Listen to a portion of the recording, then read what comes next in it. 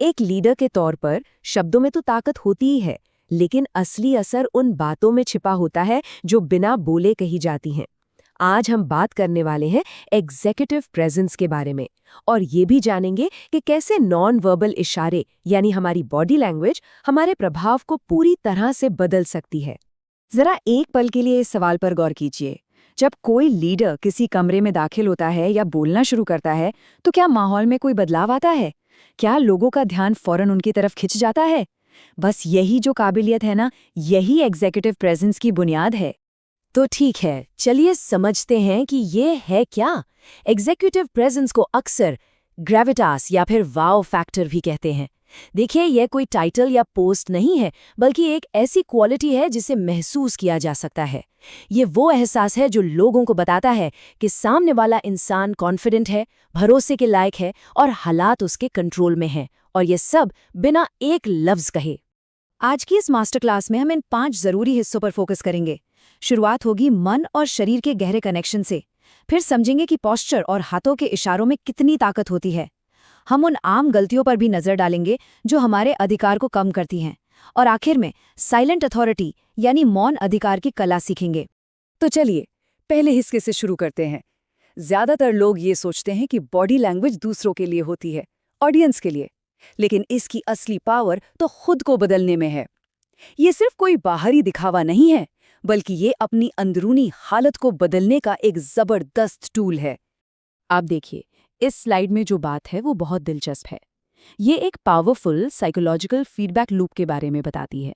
मतलब, जब आप कॉन्फिडेंस के साथ एक्ट करते हैं तो आपका शरीर आपके दिमाग को सिग्नल भेजता है, जिससे आप सच में ज्यादा कॉन्फिडेंट महसूस करने लगते हैं। ये सिर्फ कहने की बात नहीं है, इसके पीछे साइंस है।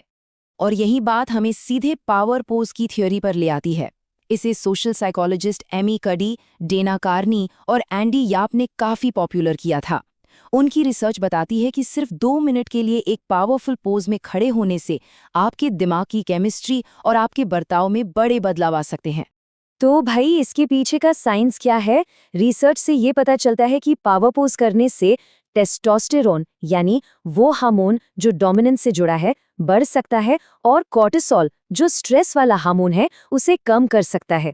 आसान भाषा में कहें तो आपका शरीर आपके दिमाग को यकीन दिलाता है कि आप सच में पावरफुल हैं, और इसका नतीजा स्ट्रेस कम, कॉन्फिडेंस ज्यादा। चलिए अब अगले हिस्से पर बढ़ते हैं। अब जब हम मन शरीर का कनेक्शन समझ गए हैं तो कुछ प्रैक्टिकल सलाह पर आते हैं। सब कुछ शुरू होता है आपके पोस्चर यानी खड़े होने के तरीके से। ये वो नींव है जिस पर आपकी पूरी एग्जीक्यूटिव प्रेजेंस टिकी होती है। यहाँ कुछ बहुत ही सिंपल लेकिन पावरफुल प्रिंसिपल्स हैं। हमेशा सीधे खड़े रहें, कंधों को पीछे रखकर। जगह घेरने से घबराएं नहीं, ये लीडरशिप और कॉन्फिडेंस की निशानी है। बेली बटन थ्योरी भी एक बहुत ज़रूरी पॉइंट है। आप जिस इंसान या ग्रुप से बात कर रहे हैं, आपका शरीर उनकी तरफ होना चाहिए। अपनी ठुड्डी को सीधा रखें और हमेशा एक मकसद के साथ चलें, जैसे आपको पता है कि आपको कहाँ जाना है। पोस्चर के बाद हमारे हाथ कम्युनिकेशन के सबसे ताकतवर टूल्स में से एक हैं। ये भरोसा बना भी सकते हैं और तोड़ भी सकते हैं। हम अपने हाथों का इस्तेमाल कैसे करते हैं, इससे कंट्रोल, खुलापन या घबराहट का पता चल सकता है। हैंडशेक को ही ले लीजिए। ये फर्स्ट इम्प्रेशन का एक बहुत ज़रूरी हिस्सा है। जैसा कि ये डायग्राम बहुत अच्छे से दिखाता है, जब आपकी हथेली नीचे की तरफ होती है तो आप अनजाने में कंट्रोल ले रहे होते हैं। जब हथेली ऊपर की तरफ होती है तो आप कंट्रोल दे रहे होते हैं। और एक बराबरी का हैंडशेक तब होता है जब दोनों की हथेलियां सीधी हों। ये छोटे छोटे इशारे पावर डायनामिक्स को फौरन सेट कर देते हैं। तो मुद्दा ये है, हमारी हथेली साइलेंट अथॉरिटी का एक बहुत बड़ा टूल है। ज्यादातर लोग इस पर ध्यान नहीं देते, लेकिन अनजाने में हर कोई इस पर रिएक्ट जरूर करता है। यहाँ इन 2 मेन जेस्चर्स के बीच का फर्क साफ दिखता है। हथेली ऊपर की तरफ रखना एक खुला, ईमानदार और दोस्ती भरा इशारा है। ये सहयोग को बढ़ावा देता है। वहीं दूसरी तरफ हथेली नीचे की तरफ रखना अधिकार और कमांड का सिग्नल देता है। सोचिए, जैसे कोई मैनेजर अपने टीम मेंबर को कोई काम सौंप रहा हो।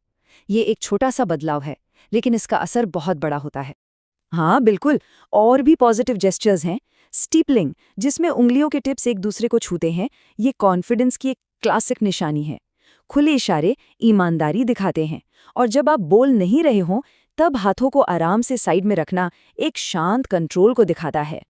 अब जब हम ये जान गए हैं कि क्या करना है, तो ये जानना भी उतना ही जरूरी है कि क्या नहीं करना है। इस सेक्शन में हम उन आम गलतियों पर फोकस करेंगे जो आपकी मेहनत से बनाई गई एग्जीक्यूटिव प्रेजेंस को एक झटके में खत्म कर सकती हैं। जरा इस लिस्ट पर नजर डालिए।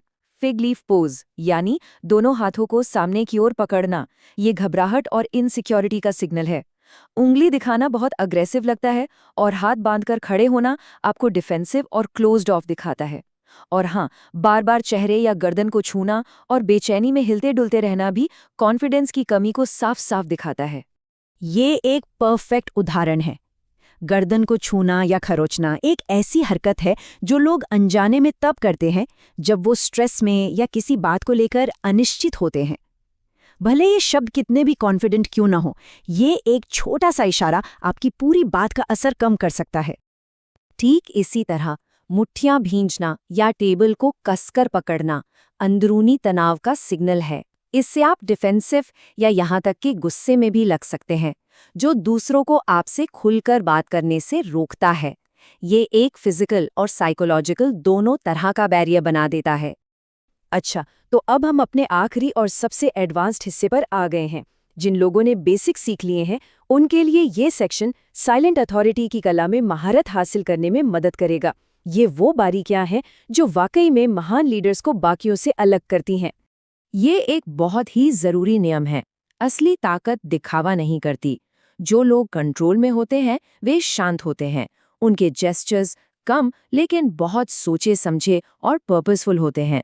इसके उलट जो लोग नर्वस होते हैं वे अक्सर बेचैन रहते हैं या बहुत ज्यादा इशारे करते हैं।